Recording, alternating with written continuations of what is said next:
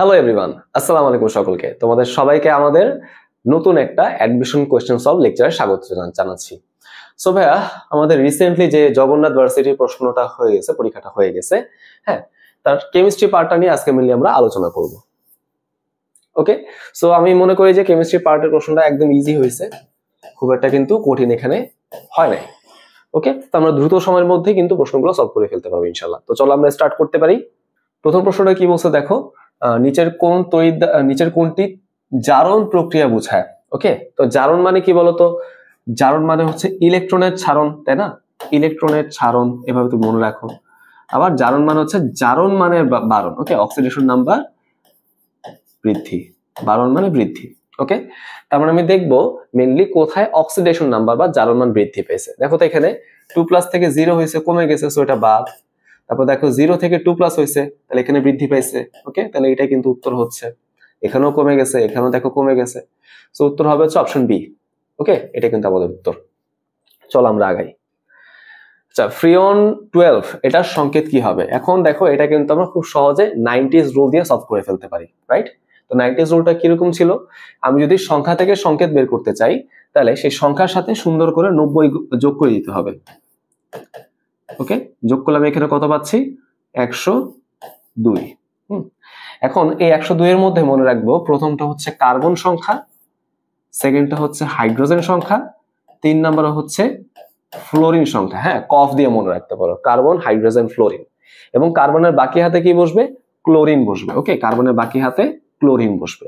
বসায় দাও, একটা মাত্র কার্বন। ওকে, তাহলে এই কার্বনের 4টা হাত। ওকে, বুঝতে পারলাম। কোনো হাইড্রোজেন নাই, 2টা আছে ফ্লোরিন, রাইট? 2টা ফ্লোরিন বসায় দাও, এখানে একটা ফ্লোরিন আর এখানে ধরো একটা ফ্লোরিন। বাকি হাতে কি বসবে? ক্লোরিন বসবে। তাহলে আলটিমেটলি আমাদের সংকেতটা কি আসলো? CF2Cl2। ওকে, CF2Cl2, এই যে আমাদের উত্তর।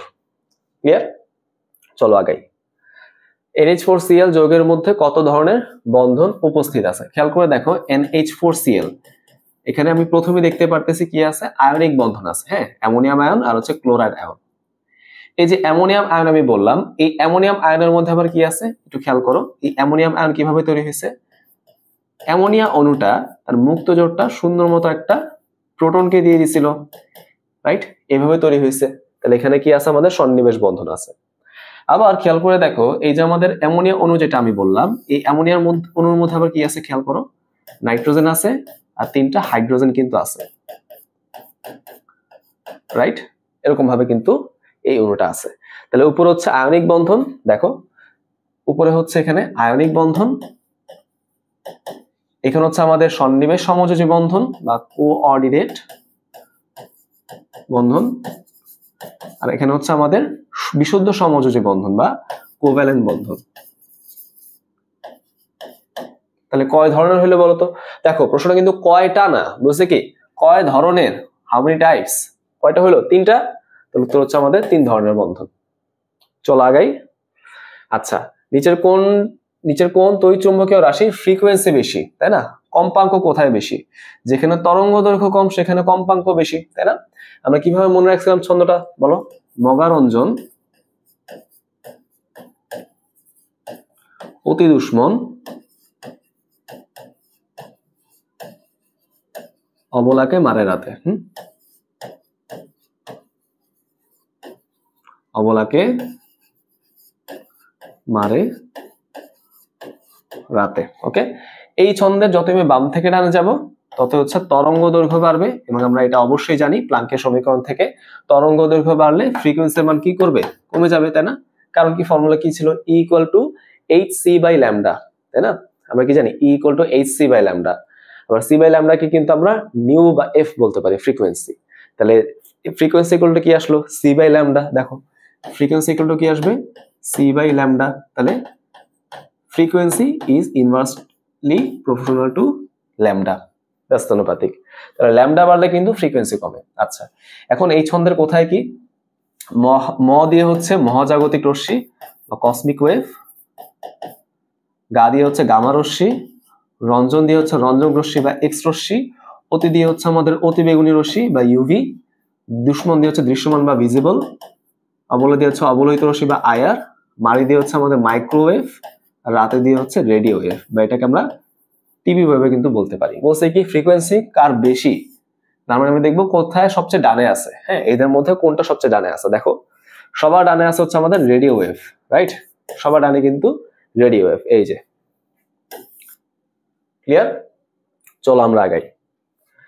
0.05 মোলার ঘনমাত্রা কোনো দ্রবণের পিএইচ এর মানটা কত আসবে? সো আমরা কিন্তু জানি পিএইচ এর ফর্মুলাটা কি ছিল, minus log of hydrogen ion. এখন বিষয়টা হচ্ছে এখানে কোন অ্যাসিডের কথা যে বলা হচ্ছে আমরা কিন্তু জানি না। যদি আমরা না জানি কোন অ্যাসিড, তাহলে আমি ধরে নিব যে অ্যাসিড এখানে দেওয়া হোক না কেন, এখানে বলাই অনেক কিন্তু অ্যাসিড, তাই না? তাহলে আমাদের ধরে নিতে হবে এটা হচ্ছে একটা অ্যাসিড। আমি পিএইচ এর মান দেখতে পারতেছি 7 থেকে কম। এখন আরো সমস্যা কি, কোন অ্যাসিড আমি জানিও না, তার মানে অ্যাসিড কতগুলো প্রোটন দিল সেটাও আমি জানি না। তো ধরলাম অ্যাসিডটা হচ্ছে HCl। যদি না বলা থাকে আমি এমন একটা অ্যাসিড চিন্তা করব যেখান থেকে শুধুমাত্র একটা করে প্রোটন যায়, শুধুমাত্র একটা করে প্রোটন যায়। ওকে, এই হচ্ছে বেসিক কথা। আচ্ছা, তাহলে একটা করে প্রোটন গেলে অ্যাসিডের ঘনমাত্রা হচ্ছে প্রোটনের ঘনমাত্রা, কোনো কিছু দিয়ে গুণ করার কোনো প্রয়োজন নাই। বুঝতে পারলাম তো? আচ্ছা, এখন আমি এই ভ্যালুটা কিভাবে বের করতে পারি? আমার হাতে তো ক্যালকুলেটর নাই। একটু চিন্তা করে দেখো তো ভাইয়া, এখানে দশমিকটা ঠিক কত ঘর আগে আছে? 2 ঘর আগে আছে না, রাইট? 1 ঘর 2 ঘর, 2 ঘর আগে আছে।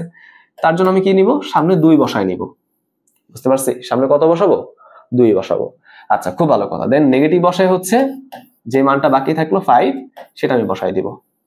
ওকে, আচ্ছা এখন আমরা কি করব? লগ 5 এর ভ্যালু তো আমাকে জানতে হবে। তোমরা যারা ভাই ইউনিভার্সিটি অ্যাডমিশন নিছো তারা কিন্তু লগ 1 থেকে লগ 10 পর্যন্ত এই মানগুলা কিন্তু মুখস্থ করছো। হ্যাঁ, এটা অবশ্যই তোমাকে মুখস্থ রাখতে হবে এই ধরনের অঙ্কগুলা পারার জন্য।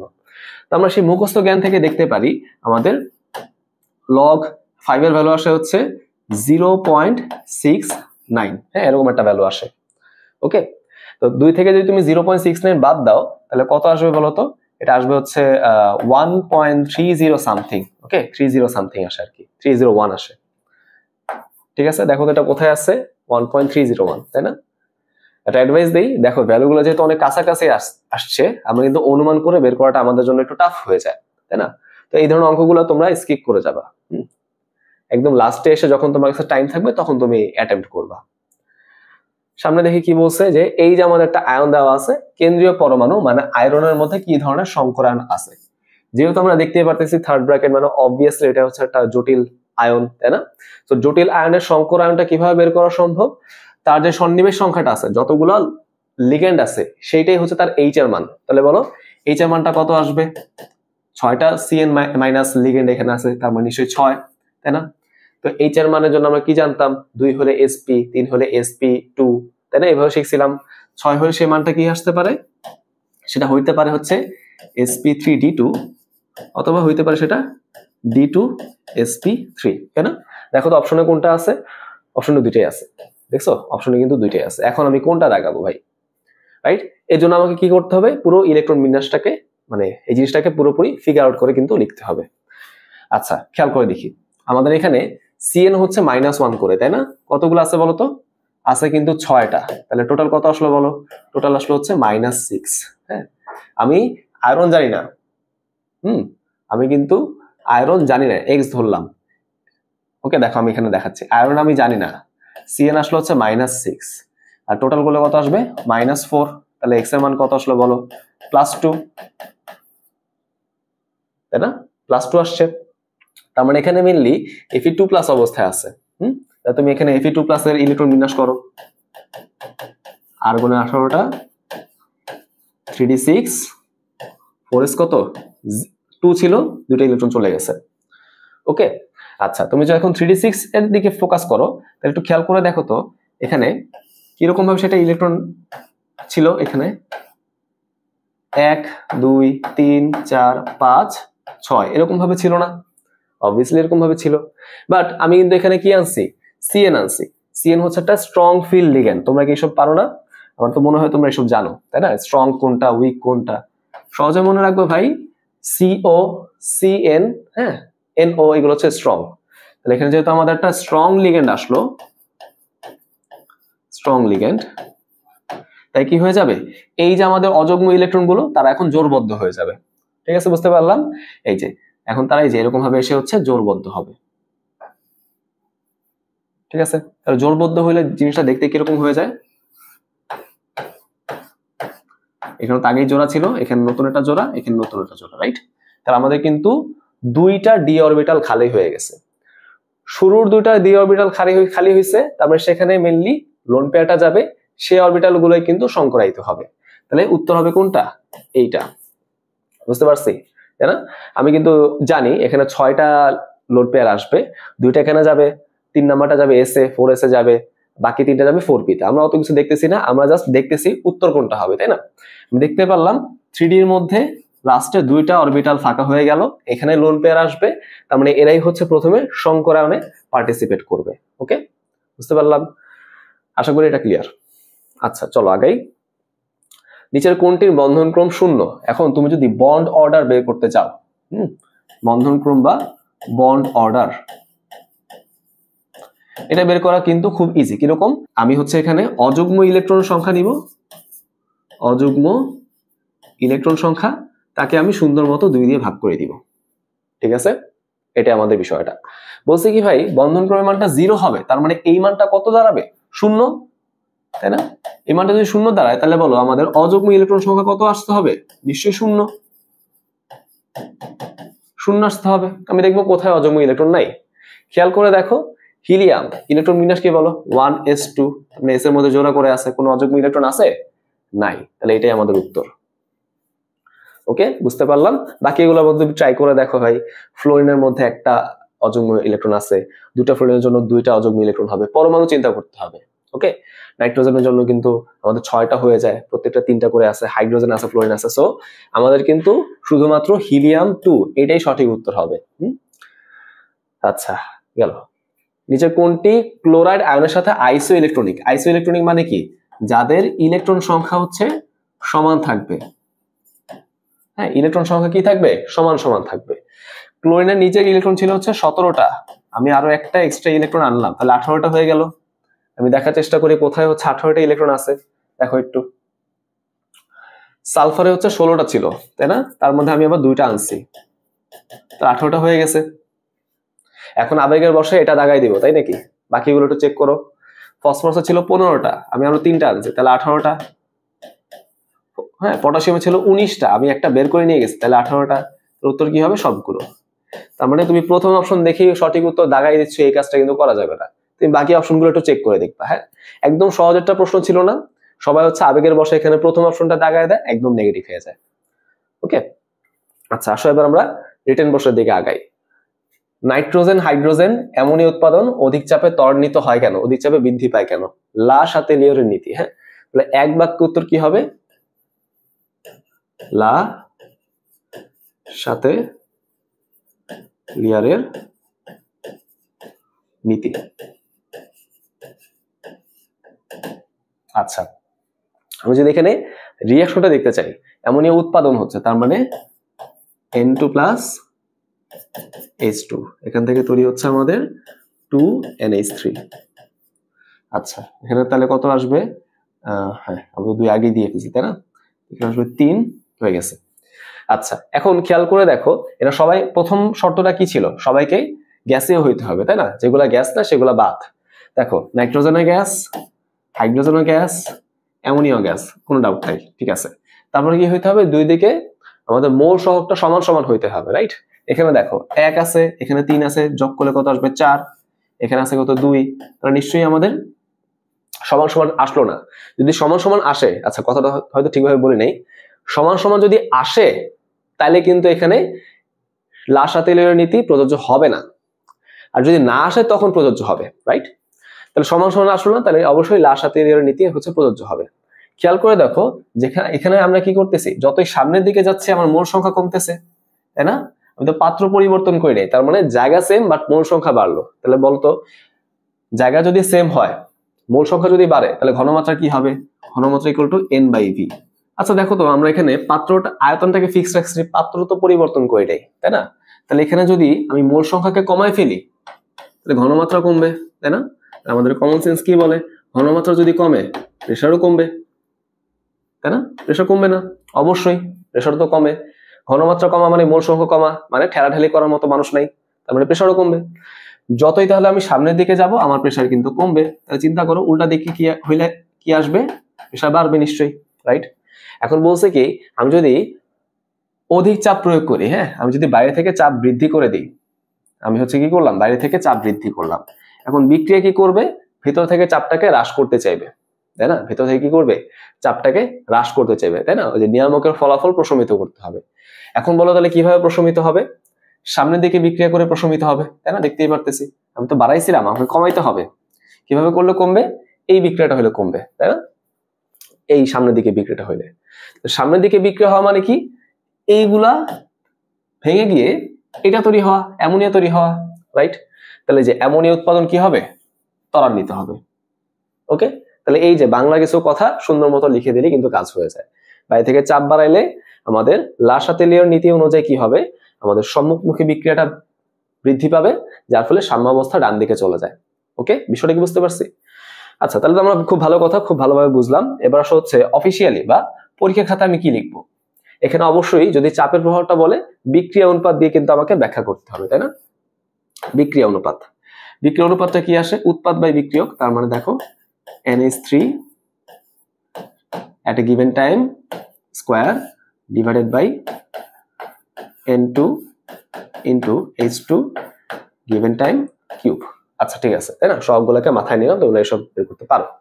তাহলে একটু চিন্তা করে দেখো, আমি বাইরে থেকে কি করলাম, চাপকে বৃদ্ধি করলাম, তাই না? তো বলো, চাপ যদি বৃদ্ধি পায় তাহলে ঘনমাত্রা কি করবে, বৃদ্ধি পাবে। দেখছো তো, সমানুপাতিক সম্পর্ক, বাড়লে বাড়বে, এরকম বিষয়টা। তাহলে আমাদের ঘনমাত্রা যদি বাড়ে, এইটাও বাড়বে, এইটাও বাড়বে, সবই কিন্তু বাড়বে, তাই না? রাইট, সবই বাড়বে। ধরলাম আমরা ঘনমাত্রা বাড়াই দ্বিগুণ করে ফেলছি, তাহলে এখানে আমাদের কি হয়ে যাবে, দ্বিগুণ হয়ে যাবে, মাথায় স্কোয়ার, এখানেও দ্বিগুণ, এখানেও কিন্তু আমাদের দ্বিগুণ, কিউব। তাহলে টেবিলটি কাটাকাটি করলে তোমার আসলে কত গুণ থাকলো একটু খেয়াল করো তো। এখানে থাকলো হচ্ছে 1/2 স্কোয়ার, মানে 4 গুণ।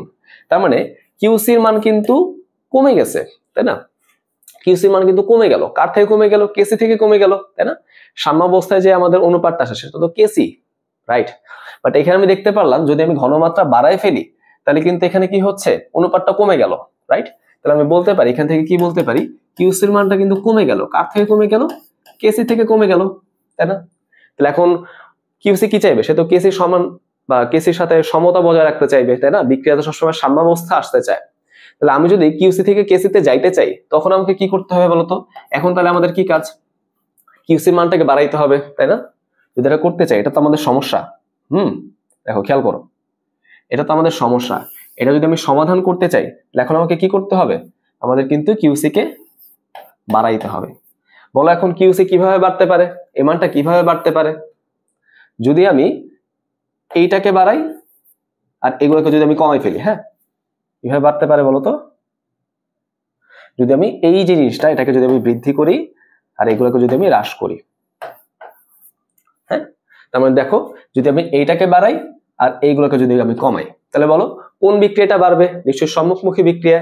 তার মানে আমি বুঝতেই পারলাম যখন কিউসি কে বাড়াইতে হবে তখন আমাদের ফরওয়ার্ড রিঅ্যাকশনটা বেশি বেশি করতে হবে। ফরওয়ার্ড রিঅ্যাকশন কখন বেশি হয়? যখন সাম্যাবস্থা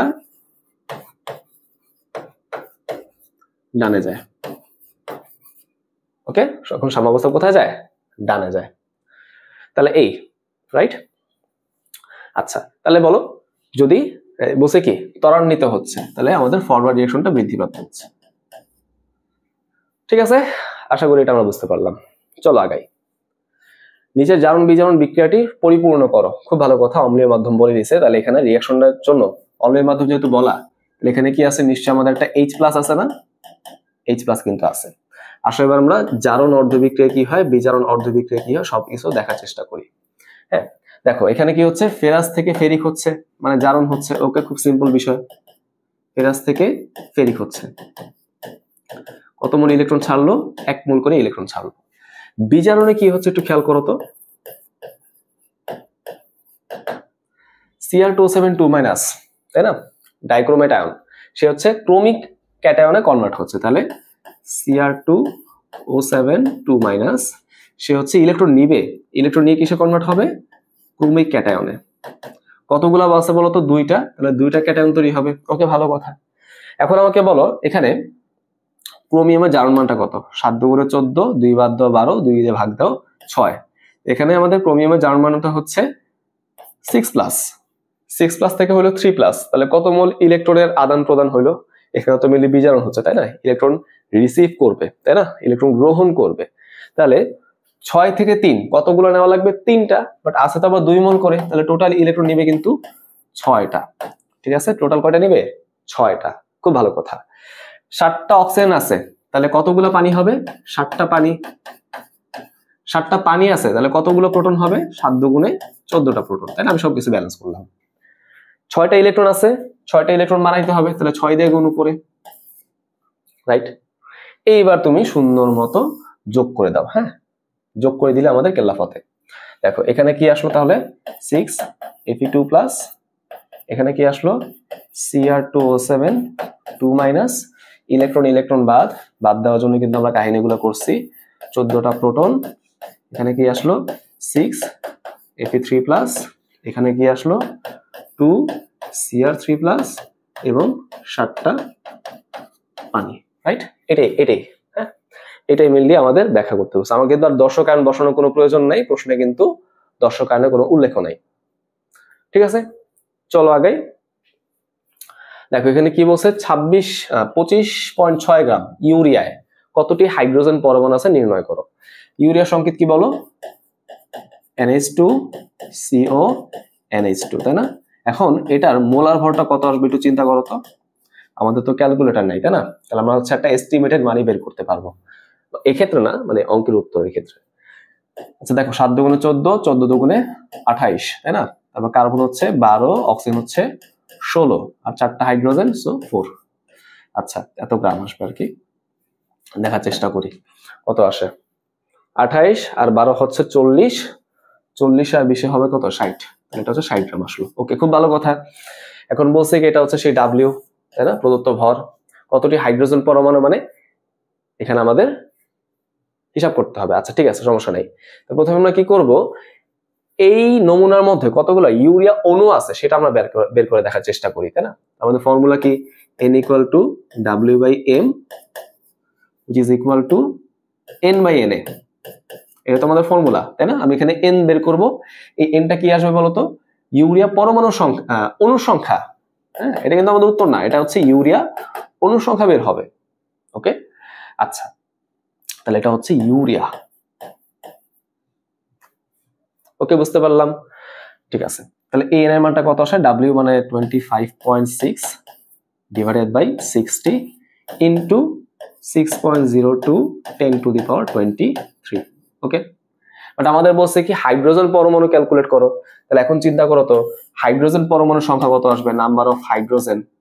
দেখো তো একটা অণুর মধ্যে হাইড্রোজেন কয়টা আছে? 4টা আছে না? 4টা আছে, রাইট? তার মানে আমি যতগুলো অণু পাবো তাকে 4 দিয়ে গুণ করলে হাইড্রোজেন পরমাণু সংখ্যা বের হবে।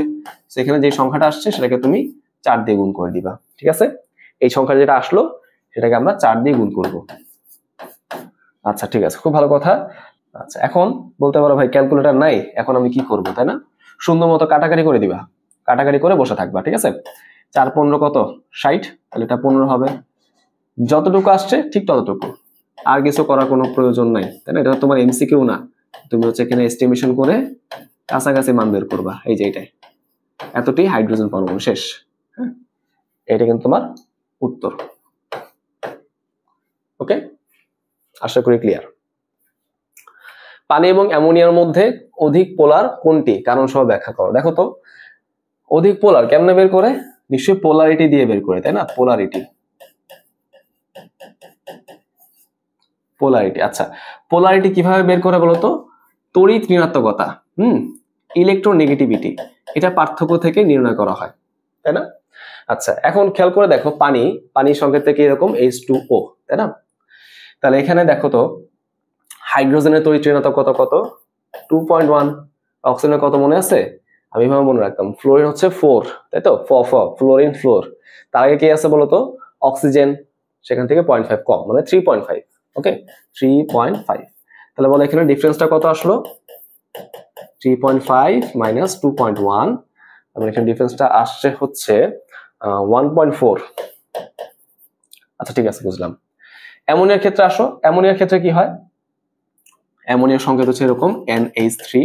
হাইড্রোজেন তো নিশ্চয়ই আমাদের 2.1, এটা তো কোনো পরিবর্তন হচ্ছে না। আর নাইট্রোজেনের কত? আবার দেখার চেষ্টা করি।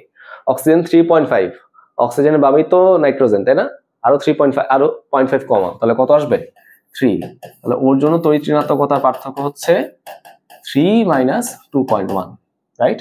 কত আসবে এটা? 0.9, তাই না? আমি বুঝতে পারলাম এই মানটা থেকে বড় আসছে। এইটা কিন্তু এটা থেকে বড় আসছে, যেহেতু এখানে পার্থক্য বেশি, এখানে পোলারিটিও বেশি, তার মানে পানি কিন্তু অ্যামোনিয়া থেকে বেশি পোলার। ওকে, আশা করি ক্লিয়ার। তাহলে এইভাবে করে আমরা কিন্তু শিফট 1 এর প্রশ্নগুলোকে সলভ করে ফেললাম। এবার চলে আসো শিফট 2, এটার প্রশ্নগুলো আসি। নিচের কোনটি, আচ্ছা, কোন অ্যাসিড কাঁচকে ক্ষয় করে? তাহলে দেখো, কাঁচকে ক্ষয় করে, যেটাকে আমরা কি বলতে পারি জানো? এচিং বলতে পারি। এরকম কাঁচকে ক্ষয় করার মতো দুইটা উপাদান সম্পর্কে আমাদের জানতে হবে, একটা হচ্ছে অ্যাসিড আর একটা হচ্ছে ক্ষার বা বেস, রাইট? অ্যাসিডের মধ্যে কি আছে? হাইড্রোজেন, মানে হাইড্রোফ্লোরিক অ্যাসিড, এভাবে বলা যায়, হাইড্রোফ্লোরিক অ্যাসিড। আর বেসের মধ্যে কি আছে? Sodium hydroxide. ঠিক আছে, দেখো তো কি আছে এখানে? Hydrofluoric acid. খুব সিম্পল, চলো আগাই। 5% সোডিয়াম কার্বনেট দ্রবণের মোলারিটি কত? তাহলে মোলারিটি ফর্মুলা বসাও, S = 10x/m। খুব ভালো কথা। 10, x এর মানটা কত? 5%, তাই না? এটা সেই x এর মান, তাহলে মাল্টিপ্লাইড বাই 5 m। সোডিয়াম কার্বনেটের জন্য সেই m এর মানটা কত আসে? 106। ওকে, এত মোলার। আচ্ছা দেখো, উপর আসে 50, নিচে আসে ধরো 100, তাহলে 50/100 মানে 0.5, নিশ্চয়ই এটার মানটা 0.5 এর কাছাকাছি আসে, তাই না? এখন কোথায় আছে কাছাকাছি মানটা? এই 0.47, এটাই আমাদের উত্তর। ওকে, তাহলে এই মানটা কত আসবে? 0.47 মোলার। ওকে, চলো আগাই। আচ্ছা, নিচের কোনটি কাপড় কাচার সোডার রাসায়নিক সংকেত? তাই না? এই যে সোডিয়াম কার্বনেট 10 অণু পানি, তাই না? কেলাসিত সোডিয়াম কার্বনেট, একদম ইজি। আচ্ছা বলো তো এটার নাম কি? এটার নাম হচ্ছে সোডা লাইম। এটা শিখে রাখো আর কি, সোডা লাইম। এটা কিন্তু আমরা অর্গানিকে পড়ছি। আসো আগে, নিচের কোনটি সবচেয়ে শক্তিশালী ক্ষারক? সো এগুলো শিখি সবাই, বলো তো। অ্যামিনের সংকেত না সব, রাইট? তো অ্যামিনের মধ্যে ক্ষারধর্মিতা ক্রমটা কিরকম হয়? 2 ডিগ্রি অ্যামিন সবচেয়ে বেশি, তারপর 1 ডিগ্রি, তারপর 3 ডিগ্রি, তারপর হচ্ছে আমাদের অ্যামোনিয়া, লাস্টে হচ্ছে অ্যানিলিন, তাই না? 213 দিয়ে মনে রাখতে পারো। 213, রাইট? এখন 2 ডিগ্রির সংকেতটা কিরকম ছিল মনে আছে? 2টা আর। 1 ডিগ্রির সংকেতটা কিরকম? 1টা আর। আর 3 ডিগ্রির সংকেতটা কিরকম হয়? 3টা আর, রাইট? তাহলে উত্তর কি হবে? এইটা সবচেয়ে বেশি বলছে। এই যে দেখো, 2টা আর NH গেল। চলো আগে, হাইড্রোকার্বন বিদ্যমান মৌলগুলো কি? হাইড্রোকার্বন নামের মধ্যে আছে হাইড্রোজেন এবং কার্বন, রাইট? হাইড্রোকার্বন, এটা কি হবে? কার্বোহাইড্রেট। ওকে, যাক, এগুলো আমরা পারবো। পাকা ফলের সুগন্ধের মূল কারণ কি? সুগন্ধের মূল কারণ হচ্ছে এস্টার, কাইনেসিস। ওকে, এস্টারের জন্য মেইনলি সুগন্ধযুক্ত হয়। ঠিক আছে, পাকা আম বলো, পাকা কমলা বলো, পাকা কাঁঠাল বলো, তাই না? বিভিন্ন রকমের অ্যাসিটেট এখানে থাকে। ওকে, আচ্ছা, সমস্যা নেই। নিচের কোনটি প্রাইমারি স্ট্যান্ডার্ড পদার্থ? আমরা কিন্তু পড়ছিলাম মেইনলি যদি কার্বন পাই, কার্বনিক অ্যাসিড বাদে, আর যদি ক্রোমিয়াম পাই তাহলে সেটা প্রাইমারি স্ট্যান্ডার্ড পদার্থ হয়। দেখো কোথায় আছে? যে এখানে আছে ক্রোমিয়াম, তাহলে এটাই উত্তর, পটাশিয়াম ডাইক্রোমেট। নিচের কোনটি খাদ্যদ্রব্য পচনের অন্যতম সহায়ক? অক্সিজেন। কেন? কারণ অক্সিজেন দিয়ে খাবারটা কি হইতে পারে? জারিত হয়ে যেতে পারে, জারণ হয়ে যেতে পারে। কোন খাদ্যবস্তু জারণ মানে সেই খাবারটা কি হয়ে গেছে? পচে গেছে। ওকে, আচ্ছা ঠিক আছে, খুব ভালো কথা। আগাই, রিটেন প্রশ্ন দেখি। ওয়ালডেন ইনভার্সন কি? বিক্রিয়া এবং ক্রিয়া কৌশল তোমাকে দেখাইতে হবে। এটা মিললে কোথায় পাওয়া যায় জানো? SN2 বিক্রিয়ার মধ্যে পাওয়া যায়। SN2 বিক্রিয়াটা কিরকম ছিল? মেইনলি আমরা এখানে হচ্ছে 1 ডিগ্রি অ্যালকাইল হ্যালাইড চিন্তা করি, ধর এখানে আমাদের একটা হ্যালোজেন গ্রুপ আছে, ওকে চিন্তা করলাম, তার সাথে আমরা ক্ষারের সোডিয়াম হাইড্রোক্সাইড অথবা পটাশিয়াম হাইড্রোক্সাইডের জলীয় দ্রবণ দিই।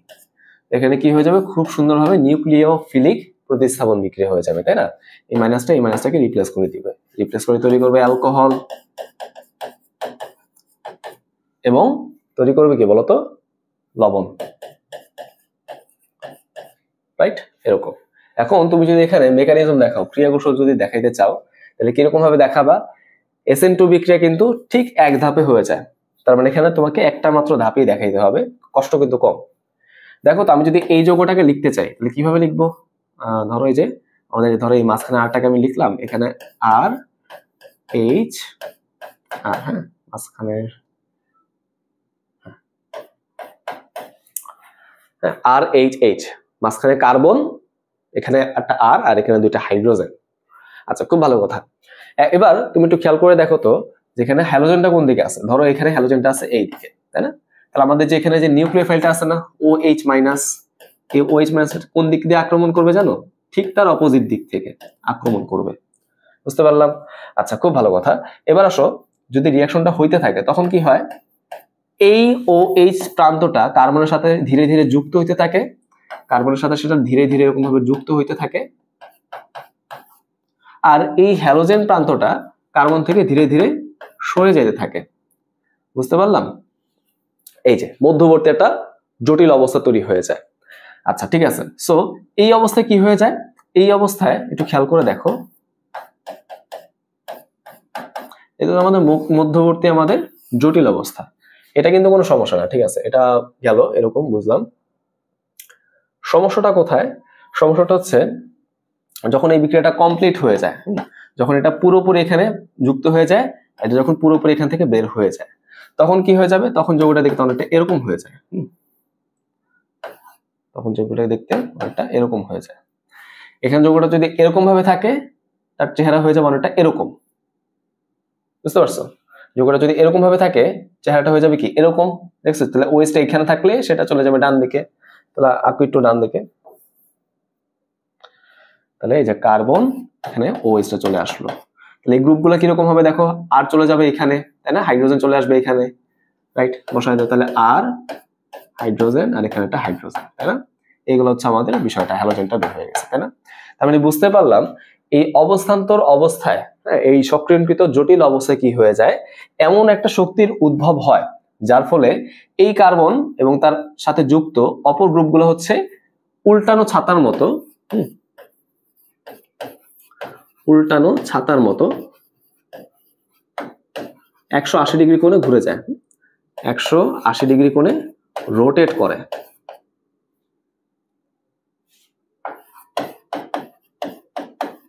বুঝতে পারলাম? ঘুরে যায়। হ্যাঁ, দেখছো যে এরকম ছিল, 180 ডিগ্রি কোণে ঘুরে গেছে। এই ঘটনাকে আমরা কি বলতেছি? ওয়ালডেন ইনভার্সন বলতেছি। হ্যাঁ, এটাকে মেইনলি এরকম ইনভার্সন বলা হয়। ক্লিয়ার? চলো আগাই। H2O এর স্ফুটনাঙ্ক HF অপেক্ষা বেশি কেন? এটা কিন্তু আমরা ঢাবির প্রশ্ন আসতে দেখছি 24-25 সেশনে। সো এখানে দেখো, একটু খেয়াল করে তুমি চিন্তা করে দেখো, হাইড্রোজেন বন্ধন, এই হাইড্রোজেন বন্ধনটা কিরকম ছিল? একটা অণুর হাইড্রোজেন অপর অণুর হয় ফ্লোরিন পরমাণু অথবা অক্সিজেন পরমাণু অথবা নাইট্রোজেন পরমাণুর সাথে কি করবে? একটা আন্তঃআণবিক বন্ধন তৈরি করবে। এবং আমরা এই কথাটা এখান থেকে দেখছি যে এখানে হাইড্রোজেনের সাথে ফ্লোরিনের বন্ধনটা সবচেয়ে স্ট্রং হয়, তারপর হাইড্রোজেনের সাথে অক্সিজেন, তারপর হচ্ছে হাইড্রোজেনের সাথে নাইট্রোজেন। ওকে, এরকম আমরা দেখছিলাম। তাহলে যুক্তি মতে ভাই এইটার স্ফুটনাঙ্ক দেখো, যুক্তি মতে কি হওয়া উচিত? এটার শক্তি বেশি, তাহলে এটাকে ভাঙতে বেশি কষ্ট করা উচিত, তাহলে এটার স্ফুটনাঙ্ক তো বেশি হওয়া উচিত, তাই না? বাট দেখা যায় কি, ওর স্ফুটনাঙ্ক আসে হচ্ছে 19.5 ডিগ্রি সেলসিয়াস, ওরটা আসে হচ্ছে কত? 100 ডিগ্রি সেলসিয়াস। কেন ভাই এরকম কেন? ঠিক আছে ভাই, প্রত্যেকটা বন্ধনের জন্য কথা ঠিক আছে, ওর মধ্যে শক্তি বেশি, ওর মধ্যে শক্তি কম। বাট আমরা দেখতে পারি পানির মধ্যে এরকম ভাবে হাইড্রোজেন বন্ধন তৈরি হয় 4টা, আর HF এ মাত্র তৈরি হয় 2টা। ওকে, তাহলে পানির মধ্যে কিন্তু হাইড্রোজেন বন্ধনের সংখ্যা অনেক বেশি, বন্ধন দুর্বল, ঠিক আছে, ওকে, বাট সংখ্যা কিন্তু অনেক বেশি। এজন্য ওকে ভাঙতে আমাদের বেশি টাইম নিতে হবে, বেশি কষ্ট করতে হবে, তাই তার স্ফুটনাঙ্কটা কিন্তু কি হয়ে যায়? বেশি হয়ে যায়। ক্লিয়ার? আশা করি এটা আমাদের ক্লিয়ার হলো। ওকে, ঠিক আছে। এবার দেখা যাক এই প্রশ্নটা, বিওডি এবং সিওডি বলতে কি বোঝায়? আসো দেখি। বিওডি মানে কি? বিওডি মানে হচ্ছে বায়োকেমিক্যাল অক্সিজেন ডিমান্ড, অনেক বই লেখা আছে বায়োলজিক্যাল অক্সিজেন ডিমান্ড। হ্যাঁ, কোনো সমস্যা নাই। সো বায়োলজিক্যাল অক্সিজেন ডিমান্ড বলতে আসলে কি বোঝায়? তোমার নমুনা পানিতে যে বস্তুগুলো থাকে তাদের মধ্যে যে পচনযোগ্য জৈব বস্তু আছে, হ্যাঁ, পচনযোগ্য জৈব বস্তু আছে, এই পচনযোগ্য জৈব বস্তুকে জারিত করে কার্বন ডাইঅক্সাইড, হ্যাঁ, তারপর ধরো হচ্ছে পানি, অ্যামোনিয়া, এসব হিসেবে ভাঙতে ডিও থেকে যে পরিমাণ অক্সিজেন নেওয়া লাগবে, রাইট? তার মানে মেইন কথা হচ্ছে এখানে পচনযোগ্য বস্তু নিয়ে আমরা আলোচনা করি। আর সিওডিটা কি ছিল? Chemical oxygen demand. এখানে আমরা পচনযোগ্য বস্তু নিব, আবার অপচনযোগ্য কিন্তু বস্তু নিব। হ্যাঁ, অপচনযোগ্য বস্তু কিন্তু নিব। দুইটা কিন্তু জৈব বস্তু। হ্যাঁ, এটাও জৈব, এটাও জৈব, বাট একটা পচে আর একটা পচে না। এদেরকে যদি আমি অক্সিজেনের সাহায্যে জারিত করতে চাই, জারিত করে কার্বন ডাইঅক্সাইড, পানি, অ্যামোনিয়া এসবে কনভার্ট করতে চাই, তাহলে পানির ডিও থেকে যে পরিমাণ অক্সিজেন আমাকে ইউজ করতে হবে সেটা হচ্ছে সিওডি। ওকে, তাহলে এখন আমাকে একটু লজিক্যালি চিন্তা করে বলো যে বর্জ্য পানির মধ্যে সিওডি বড় হবে নাকি বিওডি বড় হবে? একটু লজিক্যালি চিন্তা করো। ভাই সিওডি হচ্ছে দুইজনকে ধরাশায়ী করতেছে, দুইজনকে পিটাচ্ছে, তাই না? আর বিওডি হচ্ছে মাত্র একজনকে পিটাচ্ছে। তাহলে কার জন্য বেশি শক্তি লাগবে? নিশ্চয়ই সিওডির জন্য, রাইট? রাইট, তাহলে সিওডি এর মানটা কিন্তু অবশ্যই বিওডি থেকে বেশি আসবে। দেখা যায় সিওডি এর মানটা আসে কত? ডাব্লিউএইচ আমাদের বলে দিয়েছে সিওডি এর মানটা থাকে হচ্ছে 10, হ্যাঁ 10 ppm, এবং বিওডি এর মানটা কত আসে? এটা আসলে হচ্ছে 6 ppm। হ্যাঁ, বুঝতে পারলাম কি? এরকম বিষয়টা। এটাও কিন্তু আমাদের ঢাবি 24-25 সেশনেরই আসা একটা প্রশ্ন, একটু মডিফাই করে দিচ্ছে আর কি। চলে আসো আজকে আমাদের লাস্ট প্রশ্ন, বাফার দ্রবণের সংজ্ঞা দাও। বাফার দ্রবণ মানে কি? যেই দ্রবণের মধ্যে সামান্য পরিমাণ অ্যাসিড বা ক্ষার যোগ করলেও পিএইচ অপরিবর্তিত থাকে, পিএইচ চেঞ্জ হয় না, অপরিবর্তিত। এগুলো তোমরা কিন্তু জানো, তাই না? তাহলে বাফার দ্রবণ হচ্ছে এমন একটা দ্রবণ যার মধ্যে সামান্য পরিমাণ সবল অ্যাসিড বা ক্ষার যোগ করা হলেও পিএইচ অপরিবর্তিত থাকে। বাফার দ্রবণ দুই রকম হয়, অম্লীয় বাফার, ক্ষারীয় বাফার। বলো অম্লীয় বাফার কি নিয়ে তৈরি হয়? একটা দুর্বল অ্যাসিড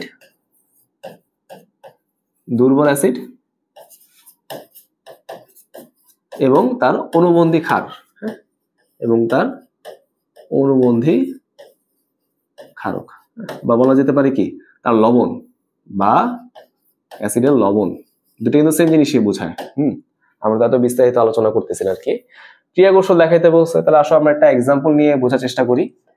CH3COOH, দুর্বল অ্যাসিড সামান্য পরিমাণ থাকবে। ওকে, CH3COO-, এখানে আসলো কি H+। আর কি ওর লবণ মানে কি চিন্তা করে দেখো। লবণ হচ্ছে ধরো ক্ষারের সাথে বিক্রিয়া দেওয়া হচ্ছে সোডিয়াম হাইড্রোক্সাইড, তাহলে এরকম সোডিয়াম অ্যাসিডের তৈরি হবে, তাই না?